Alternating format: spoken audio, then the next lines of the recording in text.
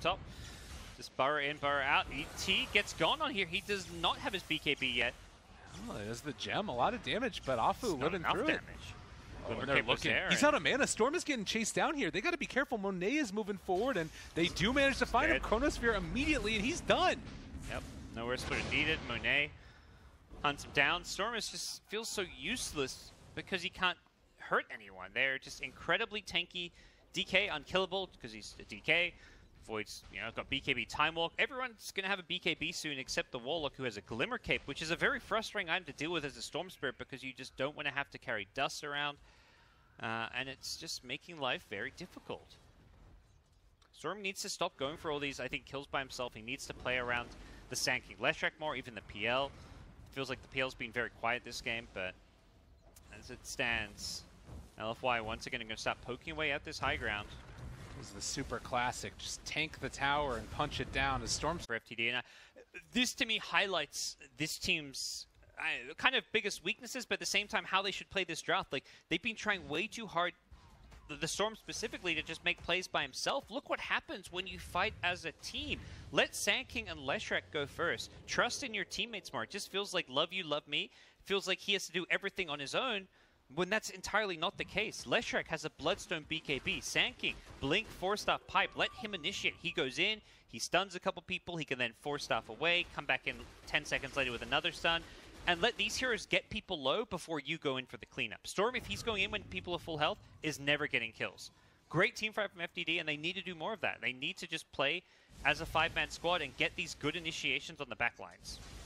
Well, and on the side of LFY, also maybe need to protect your cores a little bit, or protect your teammates a little bit better on.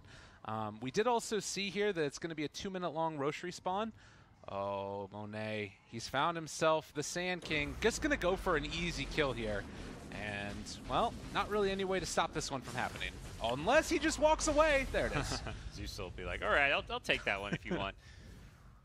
I think at this stage, you LFY, you fine with a kill like that. You're waiting next Roshan. It's Refresher Shard time. Your Void's close to level 25. Imagine some other heroes probably close to some big talents. Zeus is also close to 25. DK's 23.5.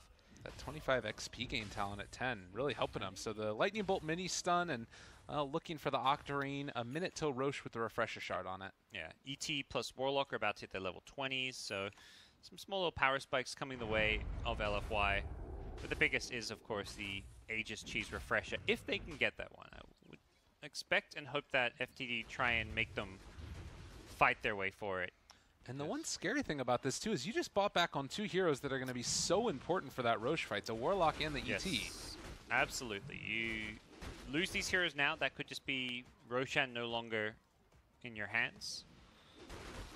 So we'll see how that affects things moving forward. Oh, but he gets to summon a Golem on death. Don't worry, everything's fine. Dying as his friend now. Monet. Oh, he got an Arcane Rune, so he'll be happily looking for a Chronosphere when that comes right back up. If he can get it with the Arcane, he'll have that nice short cooldown. Going for the Lincoln Sphere next on this Faceless Void. Picks up a DD to boot. Yeah, he would love to catch anybody in a Chronosphere right about now. Roche is up. It is time to party for these guys, and like you said, FTD definitely need to contest this one. Oh yeah. We'll see if PL can get that level 25 talent before Roche fight. The Doppelganger cooldown sounds incredibly good this game. Illusions, just being able to, having that very low cooldown is just going to allow him to maneuver so much better around all these annoying spells like Echo Stomp, the Void chasing you down as well, the Zeus, more illusions, just more fun for him. And he's itemized to go this survivable build. I don't think there's any reason to get this crit talent this game. They smoke up on the low ground. They gets a find themselves an illusion. A little unfortunate. Now the Burrow Strike, they're controlling that Faceless Void. Not bad at the start, but he gets a 2-man Chronosphere. But Super kind of isolated in his BKB. Don't know if they have enough damage. They've already taken out 2. No buyback on Leshrac. Sand King forced the buyback. Can they kill him off? The Warlock is going to go down, but the Golem was summoned on death, and now they're trying to take down this PL. They realize this is the real one. He's done. 90 seconds. He just dies to time dilation because he couldn't doppelganger away because of that long cooldown. Oh. He needs something to get rid of it. If he's going to BKB early like that, because he gets time dilated after the BKB, he needs a Manta or something in that scenario. Or just to save his doppelganger until after time dilation's the other one. So Zeus gets gone on though. That's a big kill. He's not got buyback. Dead for 2 minutes. The stomp though, the stomp from Afu yet again. He finds them all. Can they kill off this PL? That's going to be a tough one. They managed to find a silence now onto this Void. He's starting to drop down low as well. Can they make this work? He's doing so much damage. Super with the triple kill. Makes it happen as his ulti wears off. That was perfect timing. If they just waited a little bit longer to go back in, FTD could have perhaps taken that fight without the dragon form, but DK with the splash damage, had the crits from the Bloodthorn as well, and he's not done. He's just going to go in on Leshrac. Super is a madman, and he does it beautifully as he's just going to pummel these guys down, forces out the BKB runaway. I don't even think he's scared of this silencer buyback. That's a 5-position silencer buying back on you. You do not run away from him. He still has his BKB. Yep, it's a 5-second one, so you don't care about using it to get something like a Rax here. Oh, and Monet comes back in as well. They've got all the damage in the world. They know these guys do not have buybacks right now. And LFY looking to take this game number 1, if at all possible. DK ulti's back up. They can just get probably mega creeps here, I feel like. PL dead for 70, Storm for 40. They don't need to stop. And I love this call. So many times in these China qualifiers, we've seen teams go back for Roche or something else like that. They know that this is their time to take it right now. And as you said, gonna go for the second lane of barracks, probably for the third one as well. LFY played that team fight beautifully. They back out, I guess, for Roshan. I had to jinx it, didn't I? Yeah. This seems a mix on this one. There is going to be 4 heroes alive very soon. Yeah. So I think given that, and they went for the range Rex. I think if you're going to go, you could have gone for the 3 melee Rexes, but once you start killing these range Rexes, it adds a bit of time. I think if you're in the game 2 lanes, though, they should have taken Roche faster because we're going to see Radiant Team respawn and smoke up right away. They're not waiting for the PL. They're looking to jump. They do have Chrono, though, and all of the, Warlock ulti is here as well. This is so risky. Yeah. But they're going for it. They know PL is going to be respawning. Problem is there's no Shrine anymore. Killing that Shrine actually makes it so that the PL cannot TP into this fight. He's going to start walking there probably, but the movement in, they realize that Roche could be going down. Love you, love me. Not loving this game. And FTD. Oh, it's LFY's turn to smoke now. They know where the Storm is. They saw him ball in with the Oh my god, are shivers. they going to go for the PL? They see that the PL is here. They could decide to run for him instead. It looks like they're going to take the fight without him instead. Walking forward, there's the Sand King. They get him right at the start. Global is coming out, and there's going to be the root, so he can't burrow strike away. Just too much damage coming out. Can they kill him off? Yes, indeedy duty. Done, and the Chronosphere connects on the silencer. But you take that. It's still 2 heroes dead, and now that the Chrono is being used, I think you just say, let's back off, take Roshan. We're not going to risk the high ground push. We didn't kill a core hero, so take Roshan. Go push with Refresh Shot. And Super has 5,000 HP now. He just picked up a heart.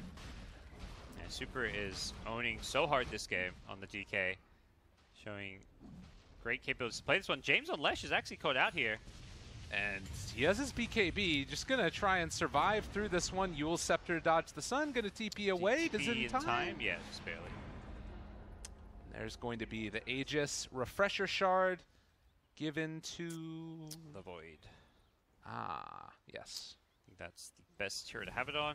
Warlock's kind of going to get jumped on and often dies near the start of these fights. And just double Chrono's scarier than double Kiddo Offering at this point. Man, LFY. After a disappointing, I'm sure, for them, having to play through the tiebreakers out of the group stage and then not putting on a great performance in day number 1, they're showing up big in game number 1 of this. Yep. Oh, Courier's going to run over a creep wave. They should be able to snipe this, but does sneak by. They really want to get this PL's item. Oh. Hey, glyph it. That's a big one if they can get it. They may actually try and chase it down. Unfortunately, it's very hard to do so along the side of the map. Monet would have chronoed it if he had it. I don't think that works. Anyways, 50 minutes. Oh, you can chrono Couriers. Oh, yeah? Yeah. They'll get stuck in it. That's my new strat, guys. Yeah. I think it's honestly, I think it's worth chronoing that Courier. And then you go push when he doesn't have his item. That is never a sentence I thought I'd heard you say. He's got Refresher Shard, you know. It's fine. Make it happen. Take away a PL item for a game-deciding team fight. Why not? And he does get that item. LFY something 25k gold lead. This game was neck and neck for pretty much 40+ minutes. Now Super daring anybody to come at him. He deals 500 600 damage a pop with this. Yeah, this double damage rune is Oh a big problem. My lord. Someone needs to run in and Yules him or something. Look at this. He can't do anything. Monet just jumps forward. Is going to solo Chrono 1. Might get one shot here as Super ready to pummel away at these folks as he walks forward. Look at the damage beyond. Didn't stand a chance. They're all falling apart. PL can't create illusions. It is far too much damage coming out from this Dragon Knight. And if they want to, they can focus down the rest of them. There's going to be the time dilation. 17 seconds on Doppelganger. Eat your heart out as they take down these last lane of barracks. Yao getting isolated. He's caught in the Venn diagram of pain. And a triple kill from Super is going to end this game. It's over. What a strong performance from LFY in Game 1.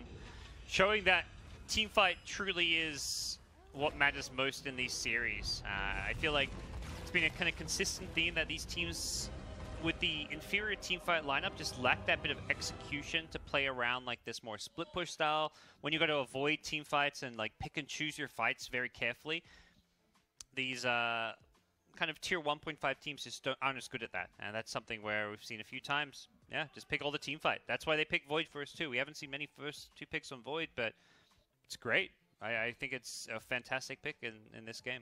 Yeah, I think that also you got to start thinking like, it's so weird because I remember some people were talking about, do we just ban all of Super's heroes? The Dragon Knight, though, like I think he has the most games played of this than any other professional player.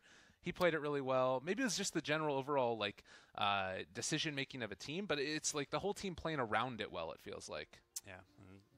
A last pick, Zeus, was kind of the X factor. He tops the damage charts as you would expect, doing Zeus things there. He got the refresher shot in the end in that last fight. Definitely played pretty well. Also, I just feel like they picked this Storm to address the Zeus, but it never really managed to kind of truly get on top of him. Once Zeus got a BKB, this game just felt like there was nothing Storm could do. Yeah.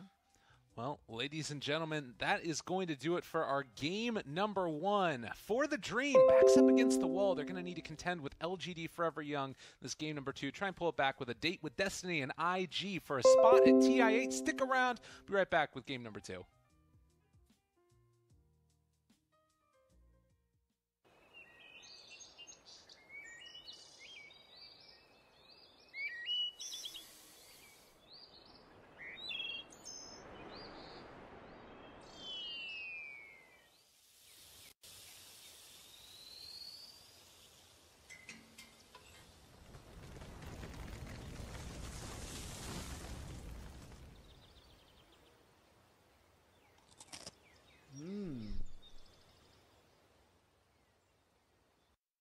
Place your bets at gg.bet. Most popular esports titles. Deposit with convenient payment options. Cool mini games. And 24/7 support for players. Sign up now for the best esports bets at gg.bet.